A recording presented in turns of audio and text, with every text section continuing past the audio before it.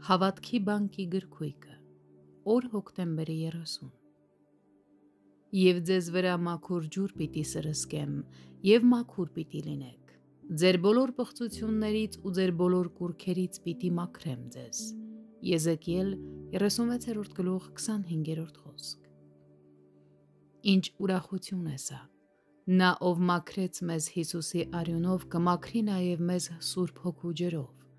Աստված խոսել է, և այդպես էլ պետք է լինի, դուք մաքուր պիտի լինեք։ Տեր, մենք գիտակցում ենք և սգում ենք մեր անմաքրության համար, և մեզ քաջալերում է քո խոստումը, որ մենք մաքուր պիտի լինենք։ Ախ, եթե դու արագացնեիր սա։ Նա կազատի մեզ մեր ամենավատ մեղքերից, անհավատության ապստամբությունները և հոգու դեմ պատերազմող խաբուսիկ կրքերը, հպարտության նողկալի մտքերը և սատանայի առաջարկները, որոնք մեզ դրդում են հայհոյել Սուրբ անունը։ Այս ամենը այնպես կմաքրվի, որ երբեք չի վերադառնա։ Նա նաև կմաքրի մեզ մեր բոլոր կուրքերից, թե ոսկուց, թե կավից, մեր պիղծ սիրուց և մեր չափազանց սիրուց դեպի այն, ինչ ինքնին մաքուր է։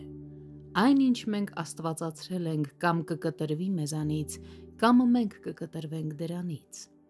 Աստված է, որ խոսում է այս մասին, թե ինչ է ինքն անձամբ անելու։ Հետևաբար, այս խոսքը հաստատուն է և հավատարիմ, և մենք կարող ենք համարձակորեն սպասել այն ամենին, ինչ նա երաշխավորում է մեզ։ Մաքրագործությունը ուխտի օրհնությունն է, իսկ ուխտը կարգուկանոն և հավատարմություն է բոլոր բաներում։